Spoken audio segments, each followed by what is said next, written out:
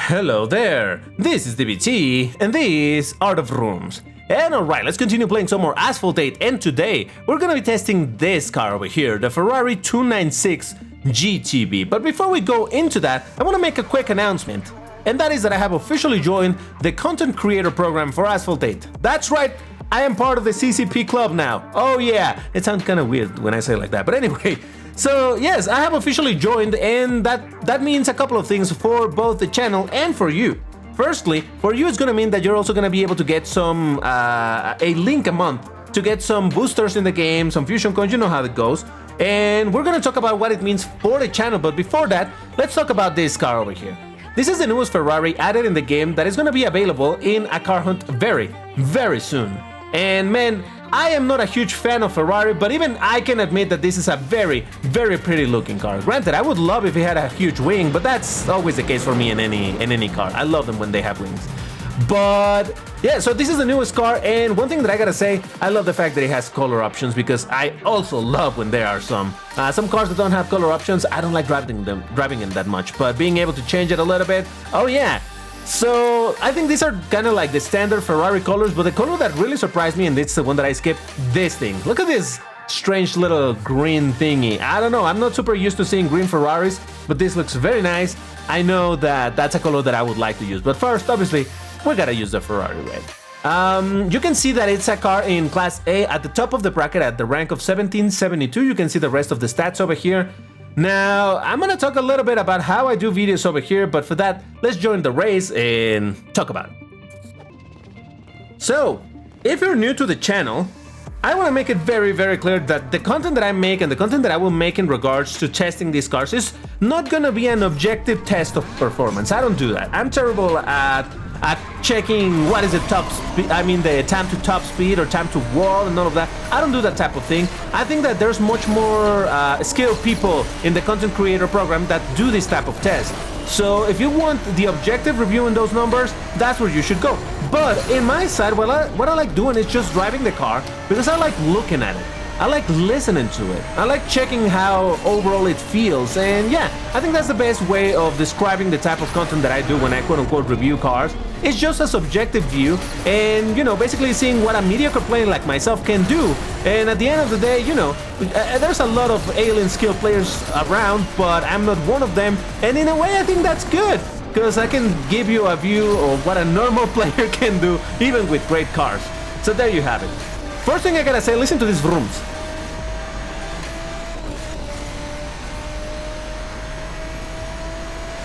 Are those the same ones that the 4GT uses? I believe so, because man, I really like how this thing rooms. Oh man, I absolutely love that engine sound. But alright, that was the very first race to try. Look at this car, I'm telling you, even though it's a Ferrari, it looks very good. It looks very good. Let's try a different track. So what we're gonna be doing is checking each one of these tracks as being part of the CCP team. I have access to test the car in a variety of tracks, and that's what we're gonna do. We're gonna run through all of them and, you know, just enjoy the ride. So as I was saying, my content is a little bit different indeed than maybe what anybody that is new to the channel and has seen other Asphalt 8 content is used to.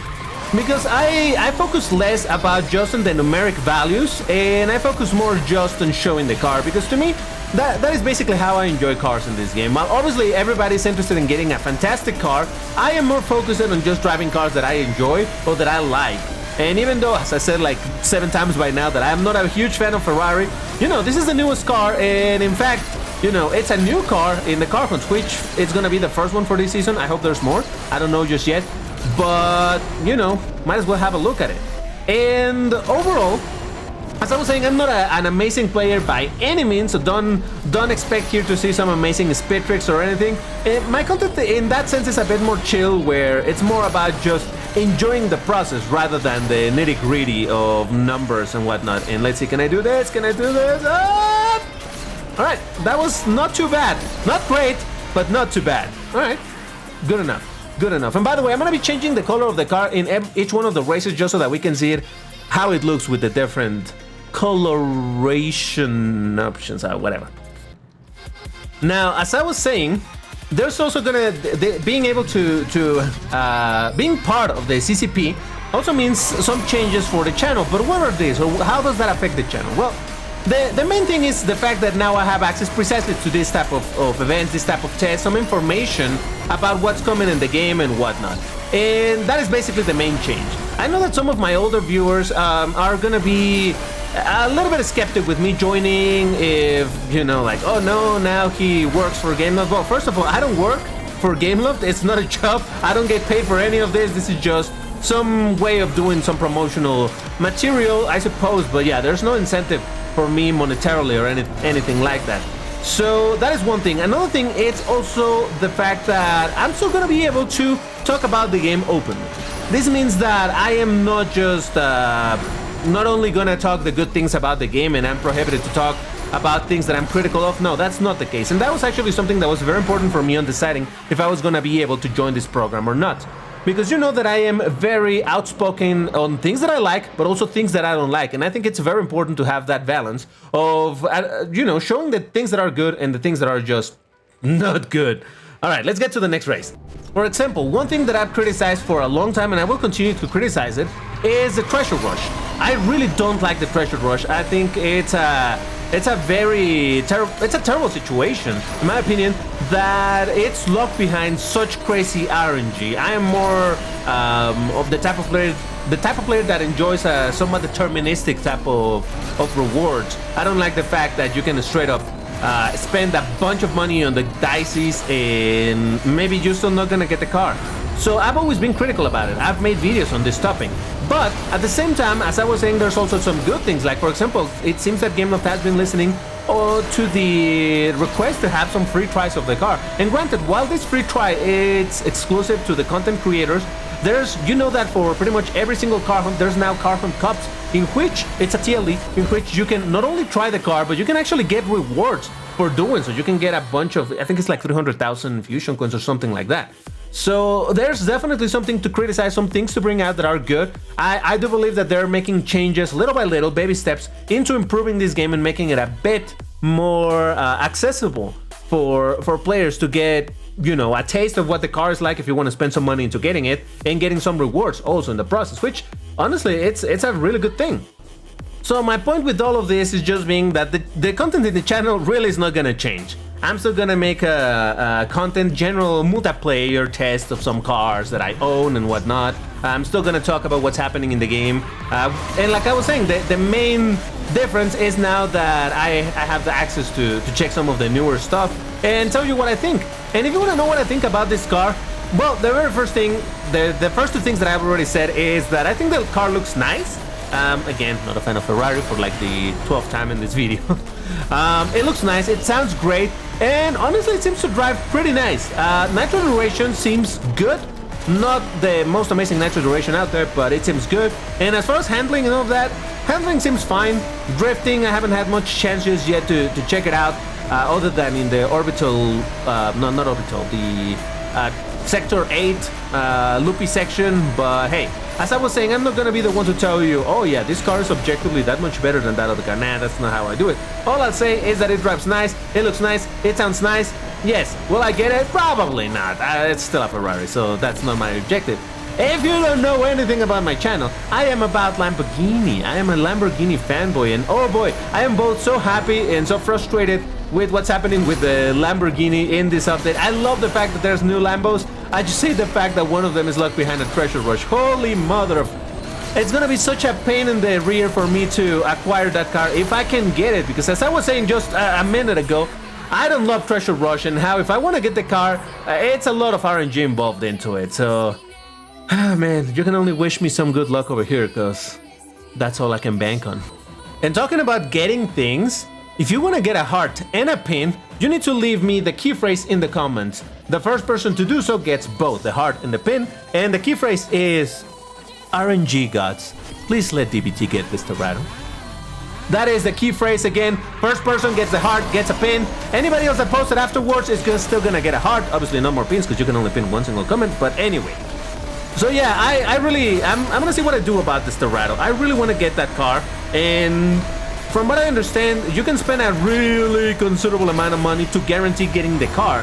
While it is indeed that you can buy for real money some dices and gamble them and hope that you can get the car, apparently there's a ceiling of purchases that you have to make, and then you can get the car for the car guaranteed, not for free, not at all. It's not free, far from it. But you can get the car guaranteed, and apparently you have to buy several of those $30 packs in order to get it guaranteed. Am I willing to do that? I don't know. Maybe. It's a Lambo, and I collect Lambos, and man, I am so weak. It's a Lambo. I want it. But I don't know. I'll have to see. Hopefully, I can unlock it just by RNG before I need to spend that amount of money, but we'll see what happens. Honestly, I make no promise. I am weak. I want the Lambo. What can I say? All right. Now, before I do the last race with the car feature for this video, I want to quickly claim my rewards over here because, oh yeah, the car cup. This is exactly what I was talking about, that the current car hunt that is going in, it's actually ending in some hours from now. And the car hunts have these car hunt cups, and this is fantastic because so long as you get a good time, look at this. 300,000 fusion coins, oh yeah baby, along with obviously some parts and whatnot. This is really great because it's a free try of the car at the pro rank, so you get to test it a little bit, you get to see it, you get to hear it and all of that. And then on top of that, you can get some good rewards if you get a good time and all of that. And again, since it's a free try at the pro rank, that means that you don't have to spend your own resources into upgrading it to get the rewards. No, you can just straight up get it so long as you drive well enough. I think this is a fantastic move because, like I just mentioned, rewards, free try, it's lovely. It's lovely. And then there's also the car hunt coin cups. This one is locked behind you actually owning the car and all of that stuff. Don't pay too much attention to it.